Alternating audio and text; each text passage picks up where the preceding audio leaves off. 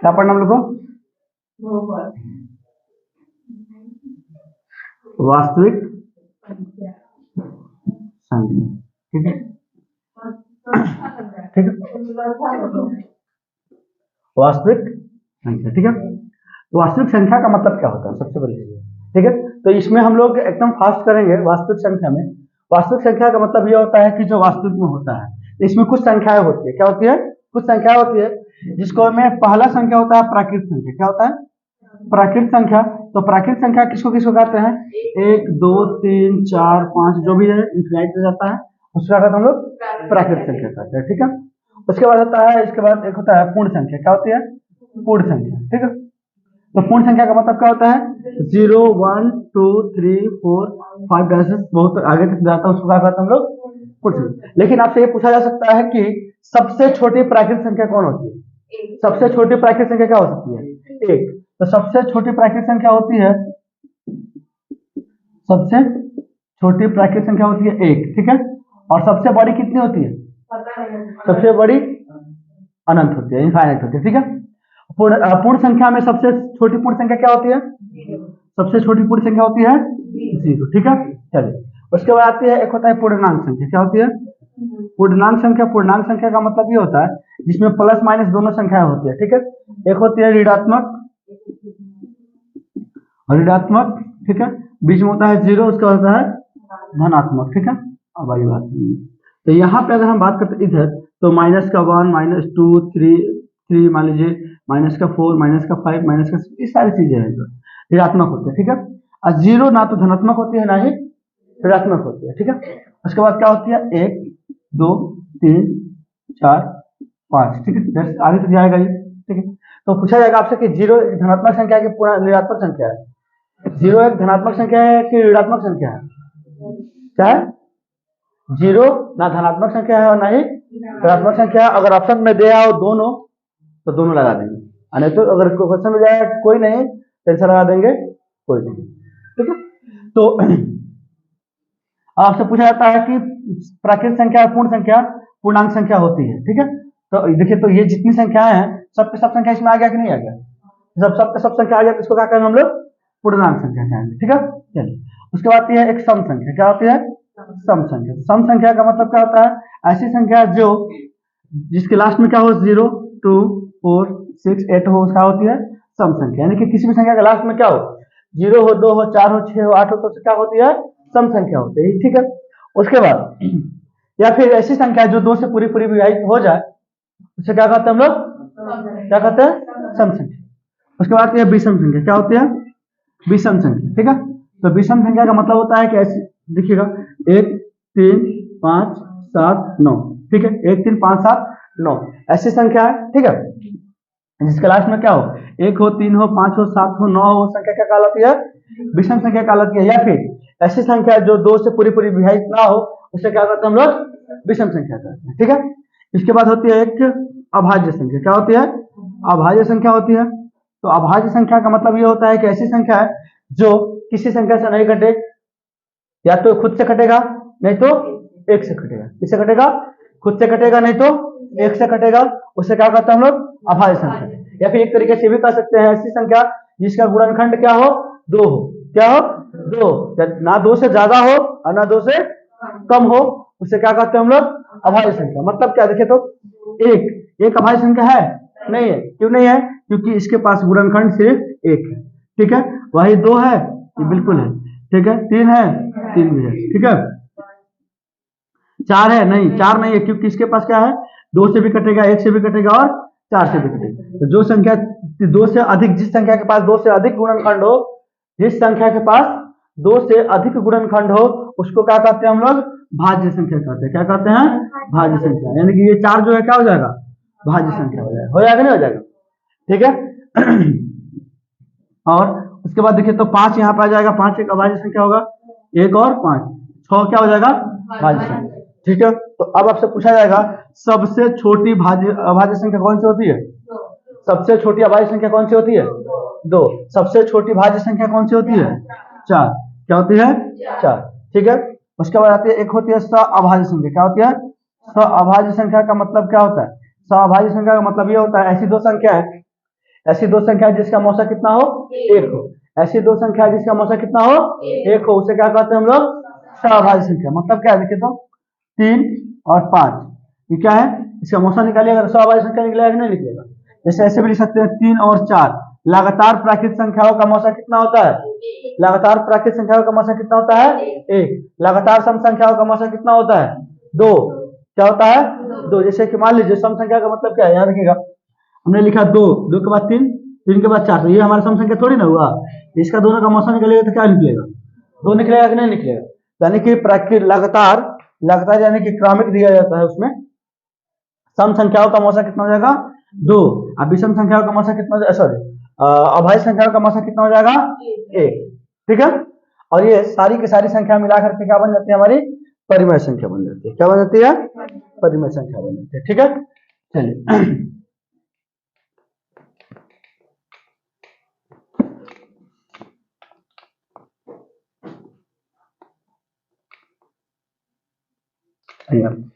उसके बाद आती है क्या, अब आती है हमारी परिमेय संख्या। क्या होती है, परिमेय संख्या। और एक होती है अपरिमेय संख्या। क्या होती है, अपरिमेय संख्या, अपरिमेय संख्या। ठीक है, अपरिमेय संख्या। ठीक है, तो परिमेय संख्या का मतलब क्या होता है, परिमेय संख्या का मतलब होता है ऐसी संख्या है जो, या फिर जिसको पी बाई क्यू के फॉर्म में हम लोग लिख सकते हैं, उसे क्या कहते हैं हम लोग, परिमेय संख्या कहते हैं। जैसे कि मान लीजिए यहाँ पे पी बाई क्यू के फॉर्म में लिख सकते हैं, उसको क्या कहते हैं हम लोग, परिमेय संख्या कहते हैं। ठीक है, तो लेकिन यहाँ पे एक चीज कह रहा है कि क्यू बराबर क्या नहीं होना चाहिए, जीरो नहीं होना चाहिए। लेकिन नीचे में कभी जीरो नहीं होना चाहिए। अगर नीचे में कभी भी किसी संख्या का जीरो आ जाए तो उसको क्या कहिएगा, अपरिभाषित कहिएगा। क्या कहिएगा, कभी मान लीजिए कि अगर यहाँ पे 3, 3/0, ये संख्या क्या कहिएगा, अपरिभाषित। ठीक है, अपरिभाषित यानी उसको परिभाषित नहीं किया जा सकता। समझ रहे ना। तो यानी कि जैसे कि मान लीजिए यहाँ पे 3 क्या लिखा है, 6, तो बताइए परिमेय संख्या क्या, परिमेय संख्या क्या है, परिमेय संख्या। जैसे कि मान लीजिए यहाँ पे लिखा है 5, 5 परिमेय है क्या, परिमेय है। ये क्या है, ये परिमेय है क्योंकि इसके नीचे एक लगाया जा सकता है। ठीक है, जैसे मान लीजिए यहाँ पे लिखा है 12, बताइए परिमेय है क्या, परिमेय है, परिमेय है क्योंकि इसके नीचे एक लगाया जा सकता है। ठीक है, तो जितना भी सिंपल सी संख्याएं होती है सब क्या होती है, परिमेय संख्या होती है। ठीक है, और ऐसी संख्या है जिसको पी वाई क्यू के फॉर्म में हम लोग नहीं लिख सकते हैं, उसको क्या कहते हैं हम लोग, अपरिमेय संख्या कहते हैं। क्या कहते हैं हम लोग, अपरिमेय संख्या। तो वही वो कौन सी संख्या है जिसको हम लोग नहीं लिख सकते हैं, देखिएगा रूट में अगर 2 है, रूट में 3 है, रूट में 5 है, ठीक है, रूट में 7 है। यानी कि अगर रूट में कोई ऐसी संख्या हो जो, रूट में ऐसी संख्या है जो किसी का परफेक्ट स्क्वायर नहीं हो, या फिर एक तरीके से और बता दें आपको, रूट में ऐसी संख्या हो जो क्या हो, अभाज्य हो। क्या हो, अभाज्य हो। देखो तो ये अभाज्य है कि नहीं, ये भी अभाज्य, ये भी अभाज्य, सब है कि नहीं। तो जो अभाज्य संख्या हो अगर रूट में चला जाए तो क्या हो जाएगा, वो अपरिमेय हो जाएगा। क्या हो जाएगा, अपरिमेय हो जाएगा। इसको हम लोग क्या कर सकते हैं, पाई पी बाई क्यू के फॉर्म में नहीं लिख सकते। कहोगे कि सर इसके नीचे दो लगा सकते हैं, नहीं लगा सकते। क्यों, क्योंकि एग्जैक्ट अगर रूट का वैल्यू जो होता है ना, कुछ 1, 4 करके कुछ एग्जैक्ट वैल्यू नहीं निकलता है। ठीक है, इसलिए अब देखिएगा यहाँ पे पी बाई क्यू के फॉर्म में नहीं लिख सकते, इसलिए अब एक और संख्या होती है। देखिए यहाँ पर होती है एक पाई, पाई समझ रहे हैं ना, पाई समझते हैं ना। तो पाई एक अपरिमेय संख्या की परिमेय संख्या है, अपरिमेय संख्या है। लेकिन पाई का वैल्यू क्या होता है, 22/7 मानते हैं हम। तो ये बताइए परिमेय है क्या, परिमेय है, ये परिमेय। तो अगर पाई पूछेगा तो लिखिएगा अपरिमेय, अगर संख्या दे देगा तो क्या लिखिएगा, परिमेय। ठीक है, बात समझ में आ रहा है। तो ये सारी की सारी संख्या मिलाने के बाद हमारी क्या संख्या बन जाती है, वास्तविक संख्या बन जाती है। ठीक है, एक होती है वास्तविक संख्या, एक होती है काल्पनिक संख्या। क्या होती है, काल्पनिक संख्या होती है। ठीक है, तो काल्पनिक संख्या शायद आपके एग्जाम में नहीं पूछा जाता है, बट हो सकता है कभी रिपीट कर दे। तो काल्पनिक संख्या का मतलब होता है ऐसी संख्या है जो रूट में हो लेकिन माइनस में हो। क्या हो, तो संख्या अगर कोई भी हो, अगर रूट में है और माइनस में है तो क्या हो जाएगा, वो काल्पनिक संख्या हो जाएगा। समझ रहा है। तो जैसे कि मान लीजिए यहाँ पर रूट में -3 दे दिया, ये क्या है, काल्पनिक संख्या है। रूट में मान लीजिए यहाँ पर रूट में मान लीजिए 4 दे दिया, -4 दे दिया, ये क्या है, काल्पनिक संख्या। ठीक है, तो रूट में कोई ऐसी संख्या हो जो अगर माइनस में, उसको क्या कहते हैं हम लोग, काल्पनिक संख्या। और जितने भी हम लोग अभी संख्या पढ़े, सब संख्या पढ़ने के बाद क्या होती है, उसको वो लोग कहते हैं वास्तविक संख्या। ठीक है, उसके बाद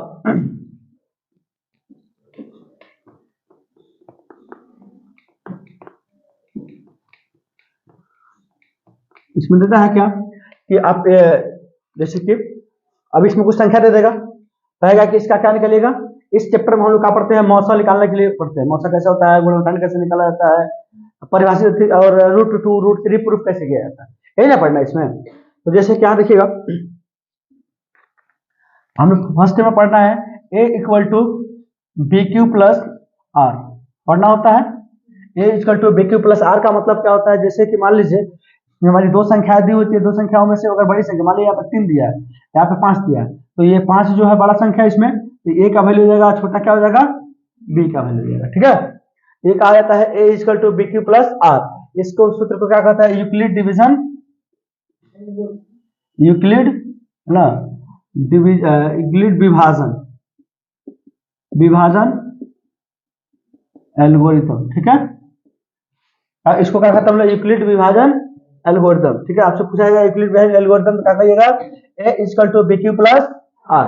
और यहाँ देखिएगा, यहाँ पे बताया जाता है कि हमारी जो r होती है ना, r यानी r का मतलब क्या होता है, शेषफल। क्या होता है, शेषफल जो होता है हमेशा 0 से बड़ा होता है या 0 के बराबर होता है, लेकिन b से क्या होता है, हमेशा छोटा होता है।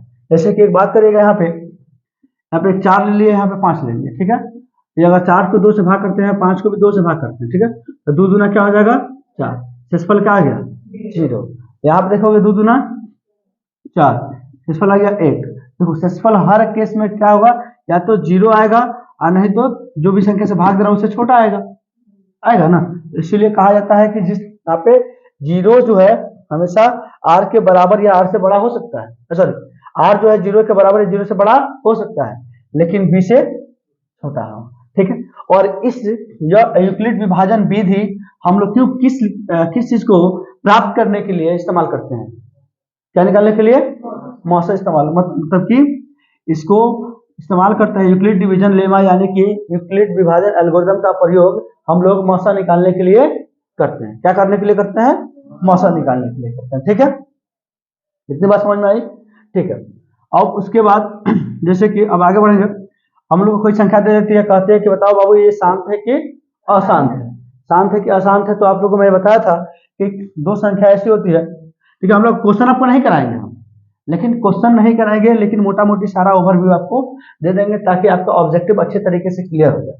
ठीक है, हाँ उसमें अगर कोई क्वेश्चन है जो एग्जाम में आने वाला है, एग्जाम के लिए VVI है, वो हम करा देंगे।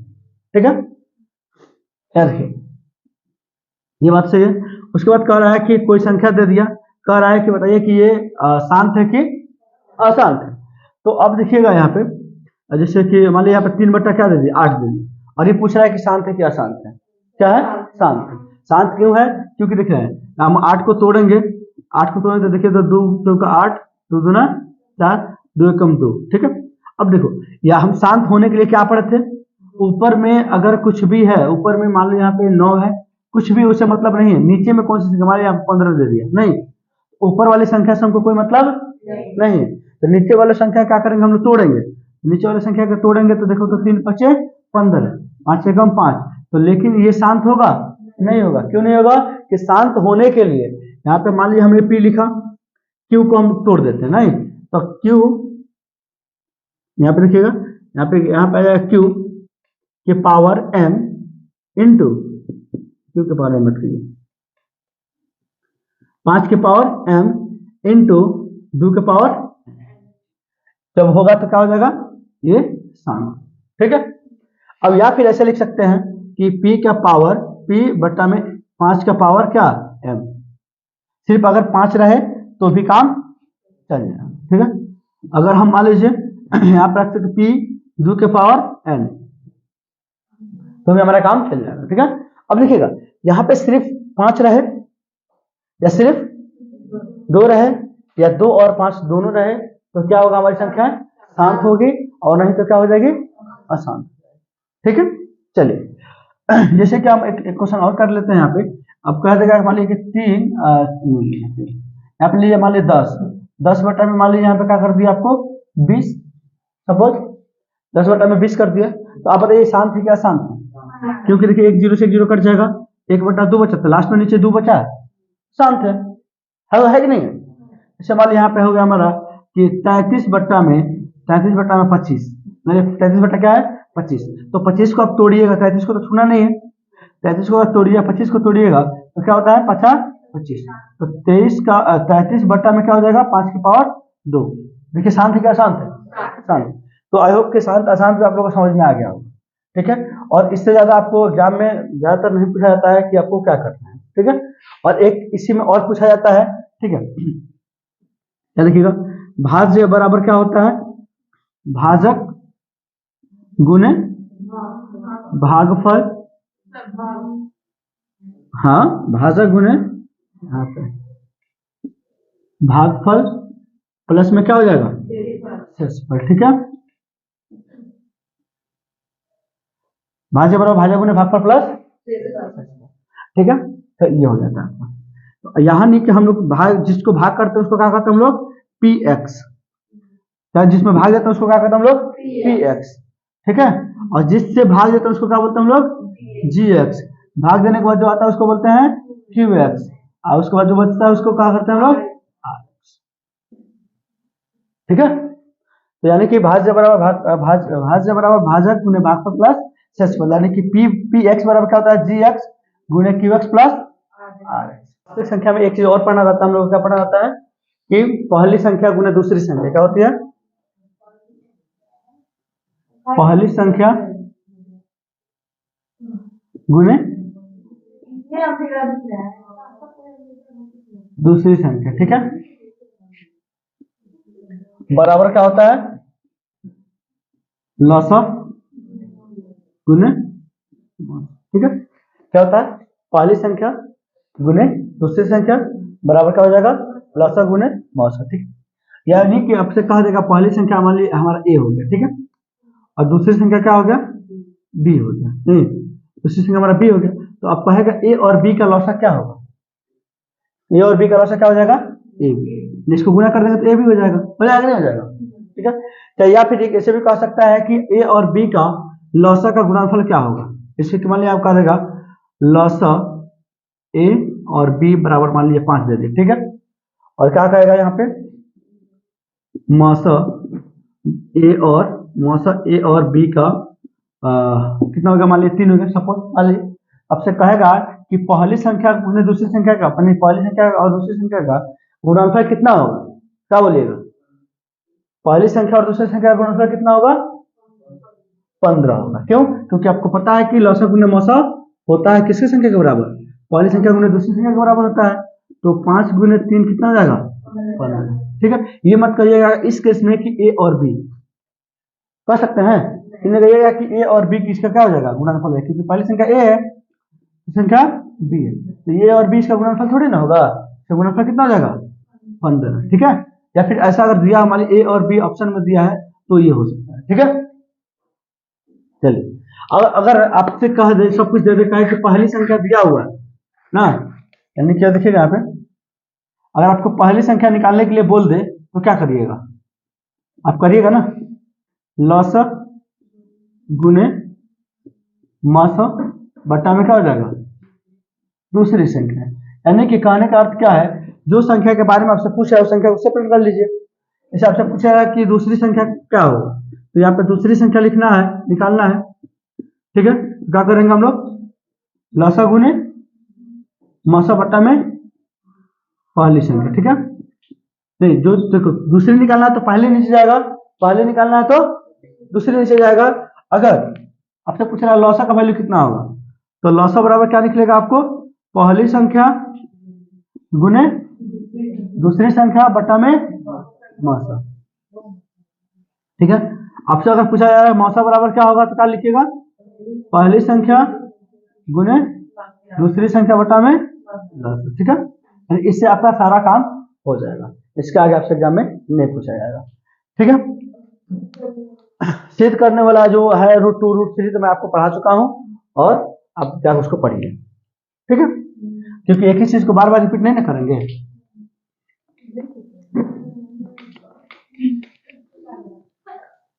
उसके बाद आइएगा अब यहाँ पे कह रहा हम लोग पढ़ना है दूसरा चैप्टर क्या है बहुपद। क्या पढ़ना है बहुपद। तो बहुपद जो होते हैं हमारे दो चीजों से मिलकर बना होते हैं ना, बहुपद उसको छोड़िए, अब उतना डीप में पढ़ाने का भी समय नहीं है। ठीक है, बहुपद का यानी कि बनाने के लिए हम लोग क्या चाहिए दो इसी चाहिए, एक चाहिए चर और चाहिए आपको अच्छा। तो चर का मतलब क्या होता है, जैसे कि ए से लेकर जेड तक जो भी संख्या, जो भी अल्फाबेटिकल नंबर होता है उसका होते हैं चर। और अचर का मतलब क्या होता है, एक दो तीन चार जो भी संख्या होती है उसका बोलते हैं अचर।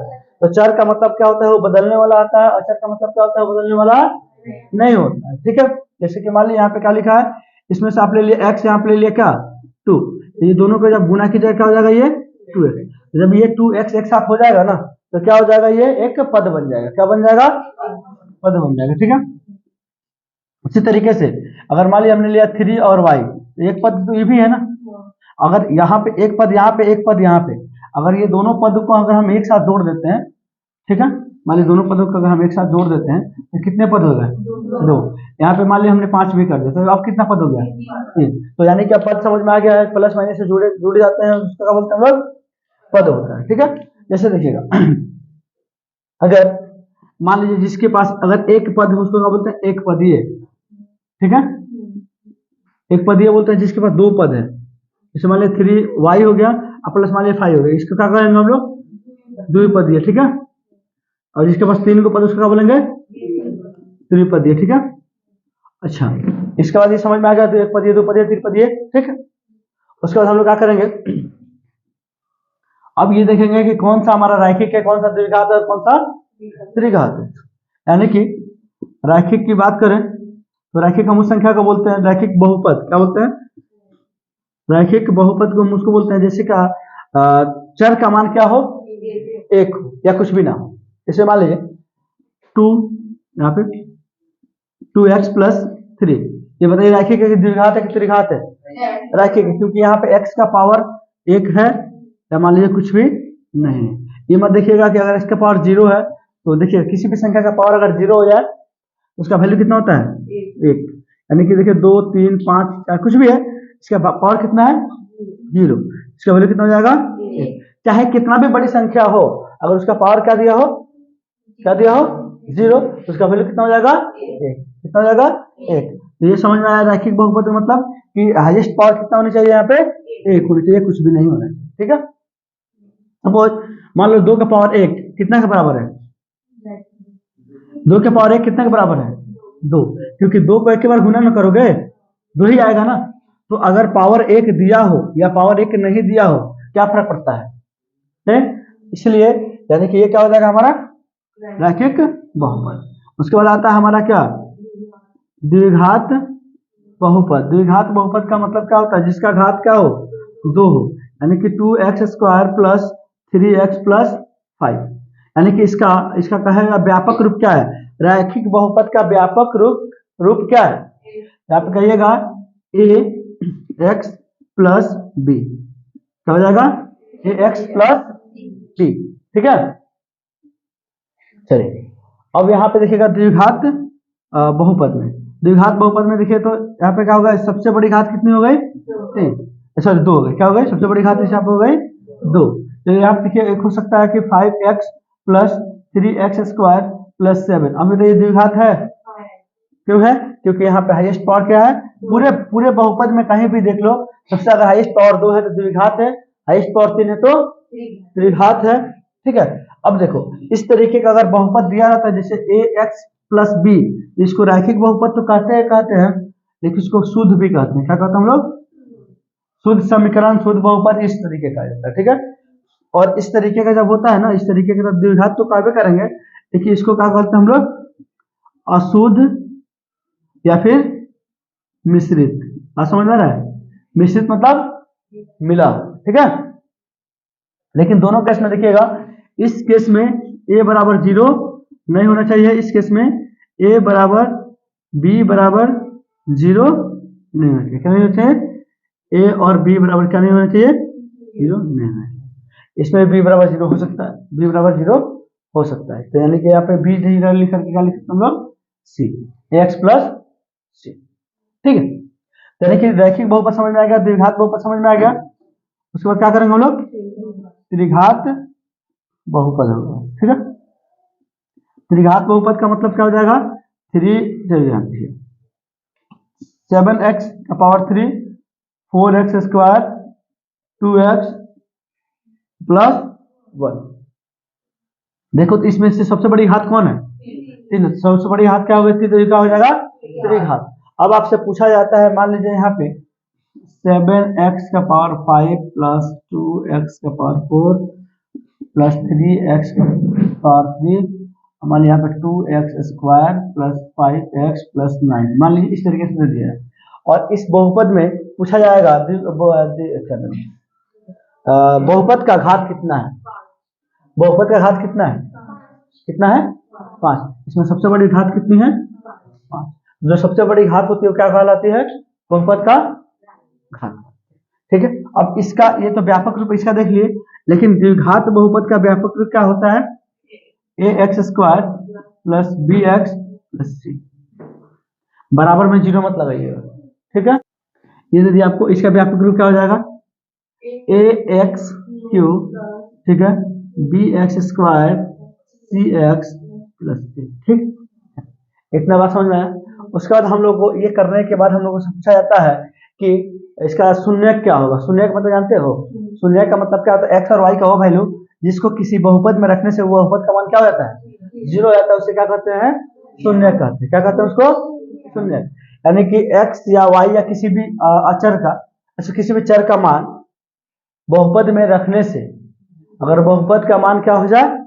0 हो जाए, उसे हम लोग क्या कहते हैं? से शून्य कहते हैं। ठीक है। अब यहाँ देखिएगा, ये रैखिक बहुपद में शून्यकों की संख्या कितनी हो जाएगी? कितनी होगी? रैखिक बहुपद में शून्यकों की संख्या हो जाएगी 1। द्विघात बहुपद में शून्यकों की संख्या कितनी हो जाएगी? 2। ज्यादा से ज्यादा 2, कम से कम 1। ठीक है। और त्रिघात बहुपद की शून्यकों की संख्या कितनी हो सकती है? ज्यादा से ज्यादा 3 और कम से कम 2। ठीक है। और इस शून्यक को हम लोग क्या करते हैं? जो भी शून्यक आपके पास दिया रहता है उस शून्यक को हम लोग क्या नाम देते हैं? अल्फा, बीटा और गामा। यानी कि अगर फर्स्ट वाले को क्या कहते हैं? अल्फा, बीटा और गामा। यानी कि जैसे मान लीजिए कि आपके द्विघात बहुपद में कौन कौन सा हो जाता है? अल्फा और बीटा गामा आता है। और त्रिघात बहुपद में क्या होता है? अल्फा, बीटा और गामा तीनों हो जाता है। ठीक है। तो ये अगर अल्फा, बीटा और गामा की बात करते क्या है? शून्यक है कि नहीं है? शून्यक है ना। हमारे बहुपद का क्या है? वो शून्यक है। तो जब शून्यक है तो आपसे पूछा जाएगा बहुपद के शून्यकों का योग क्या होगा? बहुपद के गुणनफल क्या होगा? ठीक है।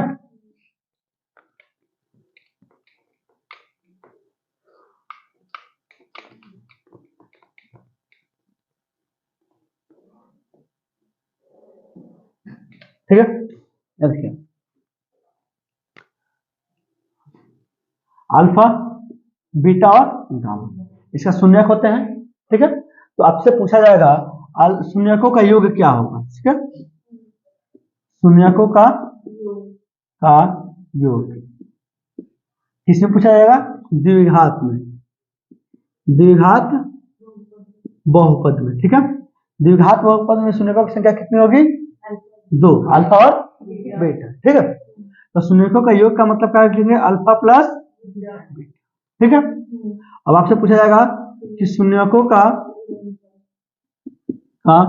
गुणनफल। ठीक है। तो शून्यकों का गुणनफल क्या होता है? Alpha into beta. ठीक। आपने अभी देखा है कि द्विघात बहुपद का व्यापक रूप क्या होता है? x² bx plus c। जो भी x² के साथ रहता है उसको क्या बोलते हैं हम लोग? x। जो भी x के साथ रहता है उसको बोलते हैं b। बाकी को क्या बोलते हैं हम लोग? c। बोलते हैं नहीं बोलते हैं? ठीक है। चलिए, तो अल्फा प्लस बीटा का निकालने का वैल्यू क्या होता है? माइनस का b by A. Alpha into beta का वैल्यू निकालने का वैल्यू क्या होता है? c by A. क्या होता है आपका? c by A. ठीक है। याद रखिएगा शून्यकों का योग alpha plus beta minus B by A, और शून्यकों का गुणनफल अल्फा इंटू बीटा बराबर क्या होता है? सी बाई ए। ठीक है। उसके बाद देखिएगा आपसे अब पूछ देगा इसका शून्यकों का योगफल क्या होगा त्रिघात बहुपद में। हालांकि ये पूछता नहीं है बट बता दे रहा है। त्रिघात बहुपद में क्या पूछेगा आपको? शून्यकों का योग अल्फा, बीटा और गामा। ठीक है। एक होता है अल्फा बीटा, बीटा गामा, होता है अल्फा और गामा। एक हो जाएगा alpha into beta into gamma, ठीक है। ये होता है बी बाई ए, ठीक है, या सी बाई ए, ये होता है D by A, C by A और डी बाई ए होता है। और यहाँ पे होता है माइनस, ये होता है प्लस, ये होता है minus, minus B by A, C by A और माइनस का डी बाई ए, ठीक है। तो शून्यकों का योगफल, शून्यकों का गुणनफल, ये सारा चीज आपके यहाँ से पूछ लिया जाएगा। हो गया। अब आपसे क्वेश्चन कर लेते हैं थोड़ा सा।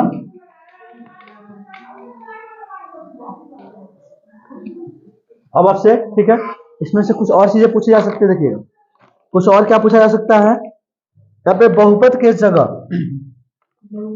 द्विघात बहुपद ज्ञात करने का सूत्र क्या होता है। देखिएगा द्विघात बहुपद को प्राप्त करने का सूत्र क्या होता है, x square minus alpha plus beta x plus alpha into beta, ठीक है।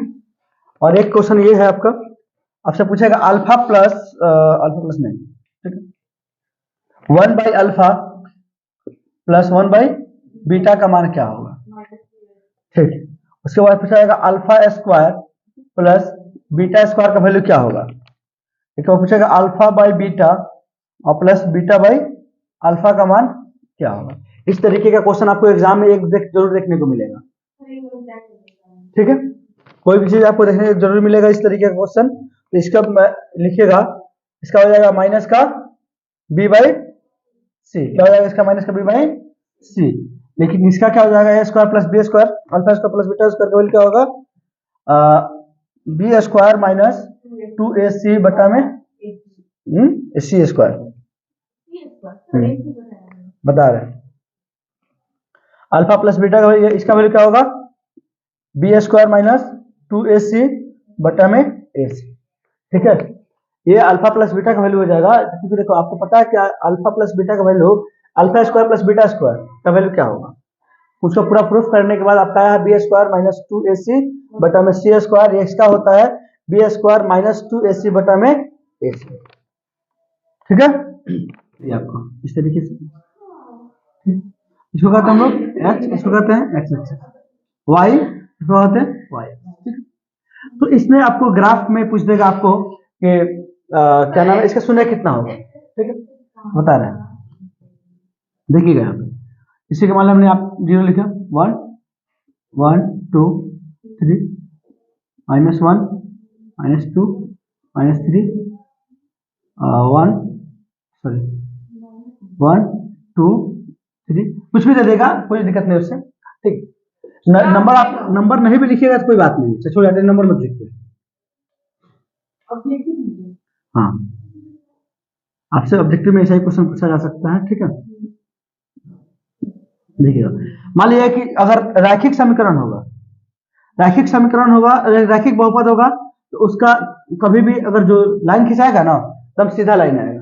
कैसा लाइन आएगा, सीधा रैखिक में। तो मान लीजिए अगर यहाँ पे एक ऐसा लाइन हमने खींच दिया, ये अगर ऐसा लाइन खींचा है, कौन सा बहुपद होगा, वो रैखिक बहुपद होगा, ठीक है। या अगर द्विघात बहुपद होता है तो उसका इस तरीके से खींचा जाता है, इसको बोलते हैं परवलय। क्या बोलते हैं हम लोग, परवलय। परवलय में क्या मतलब कि या तो नीचे की तरफ जाएगा या फिर ऊपर की तरफ जाएगा। लेकिन यहाँ पे देखिएगा अगर नीचे की तरफ जा रहा है तो समझ लीजिए क्या आएगा, माइनस, ऊपर की तरफ जा रहा है तो क्या होगा, प्लस। अगर इस तरीके से अगर ऊपर की तरफ जा रहा है तो प्लस, और इस तरीके से नीचे की तरफ आ रहा है तो माइनस, ठीक है। अब आपसे पूछा जा सकता है कि इसका शून्य कितना होगा, ठीक है। तो मान लो कि ये हम केस मिटा दिए, ठीक, पहले मिटा दिए। अब बताओ इसका शून्य कितना होगा, इसका कुछ नहीं होगा। क्यों नहीं होगा, क्योंकि देखो अगर यही ग्राफ इस तरीके से आया होता, ठीक है, तो मतलब कि देखो कोई भी लाइन सीधा जाए या परवलय बने या कुछ ऐसा भी बन सकता है, ठीक है। तो ये ध्यान रखना है ये लाइन एक्स एक्सिस को, किसको, एक्स एक्सिस को कितने पॉइंट पे कट कर रही है। जितने पॉइंट पे कट करेगी उतना उसका क्या हो जाएगा, शून्य हो जाएगा। क्या हो जाएगा, शून्य हो जाएगा। लेकिन यहां देखो अगर हमने ऐसा लिखा एक्स एक्सिस को किसी पॉइंट पे कट कर रहा है ये? नहीं कट कर रहा है ना। तो जब कोई कट नहीं करेगा तो इसका शून्य कितना हो जाएगा? 0 हो जाएगा। अगर यही लाइन ऐसा ना हो करके, ठीक है, अगर ऐसा होता तो कितना होता? 1 होता। ये वाई पे कट कर रहा है उसका मतलब नहीं है, सिर्फ एक्स पे याद रखना है, ठीक है। जैसे कि मान लो अगर ये लाइन ऐसा होता तो कहां से? एक है तो एक, अगर दो लाइन खींच दिया जाए तो कभी भी जब आप बहुपद बना रही हैं तो बहुपद में एक इक्वेशन है तो ग्राफ एक गुना कटेगा, यानी कि कहीं भी काटेगा एक ही। जितने भी ये सीधी लाइन है चाहे ये वाली लाइन, जितने पॉइंट पे एक्स एक्सिस काटेगा उतना शून्य उसका हो, ठीक है। चलिए अब यहाँ पे देखिएगा इस तरीके से। अब बताइए ये इसका शून्य कितना होगा? इसका शून्य कितना होगा? 0। तो इसका शून्य कितना होगा? क्यों? क्योंकि एक्स एक्सिस को कहीं टच भी नहीं कर रहा है। अगर यही होता है यहाँ पे तो कितना इसका शून्य कितना होता? 1। इसका कितना शून्य होता? 2। ठीक है। अगर मान लीजिए इस तरीके से दे दे, कितना शून्य होगा इसका? 1, 2 और 3। जितने पॉइंट पे कट करेगा उसका उतना शून्य होगा, ठीक है। कोई दिक्कत नहीं। इसमें एक क्वेश्चन भी हम लोग कर लेते हैं, बहुपद का क्वेश्चन कर लेते हैं, ठीक है, आसान भी है।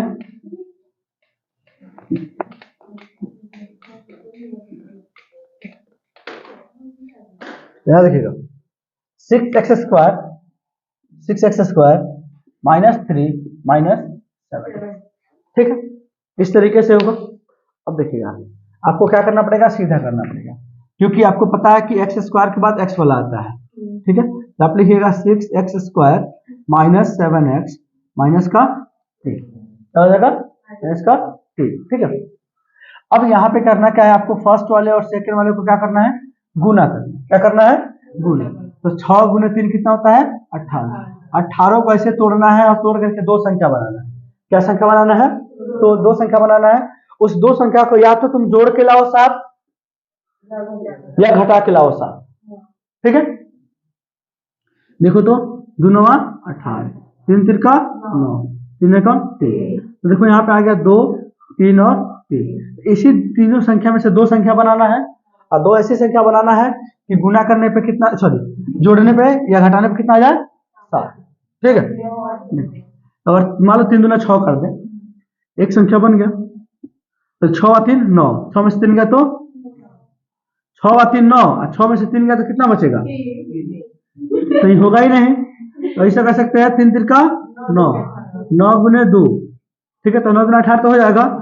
जोड़ना, आपको गुना करने की टेंशन नहीं लेना है, बस जोड़ करके घटा करके क्या लाना है? 7। यहाँ पे लिख देंगे -9 आप प्लस 2। क्यों करेंगे? क्योंकि हमको माइनस का यहाँ पे 7 चाहिए, ठीक है। आगे आपका बात 6x² माइनस का, कोई बात नहीं, 9x प्लस का 2x माइनस का 3। यहाँ देखोगे दोनों में कॉमन क्या है? यहाँ पे देखो 3 के पहाड़ा में 6 भी आता है, 3 के पहाड़ा में 9 भी आता है, तो 3 आ जाएगा। यहाँ पे x यहाँ पे भी है, यहाँ पे भी x है, x हो जाएगा। 3 दूना 6x और 3 3 का 9, x यहाँ पे नहीं आएगा क्योंकि एक x था, हम लोग कॉमन ले लिए हैं, ठीक है। प्लस यहाँ पे देखो तो कुछ कॉमन नहीं है तो एक कॉमन होगा, तो यहाँ पे 2x माइनस 3, तो 3x प्लस 1, 2x माइनस 3। देखो तो क्या हो जाएगा?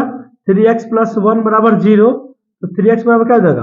-1, x बराबर -1/3 और 2x माइनस 3 बराबर 0, तो 2x बराबर 3, x बराबर 3/2। ये आपका शून्य निकल गया। ये जो पहला निकला अल्फा का वैल्यू होता है, बाद में निकलता है उसका वैल्यू होता है बीटा का वैल्यू होता है। तो इस तरीके से निकलता है।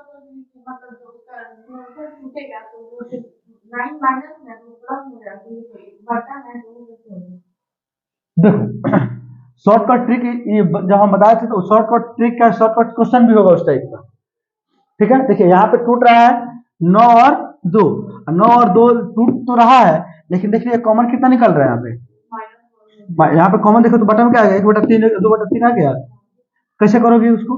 ठीक है, तो यहाँ पे एक काम करना होता है, जो 9 है ना, क्या ये 6 है।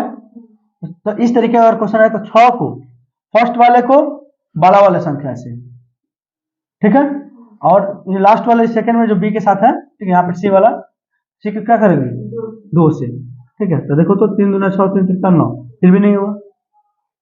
उस तरीके का कोई शॉर्टकट होता है, शॉर्टकट बनाने का जब क्वेश्चन आएगा तो हम उसको बता देंगे कहाँ पे वो काम करेगा, ठीक है। 1 नंबर का क्वेश्चन में उस तरीके देता है, 1 नंबर में नहीं देगा आपको, ये क्वेश्चन आपको 2 नंबर का होता है, ठीक। तो उसके बाद एक क्वेश्चन और बना लीजिएगा, इसी टाइप का क्वेश्चन है, वो भी एक क्वेश्चन है, ठीक है।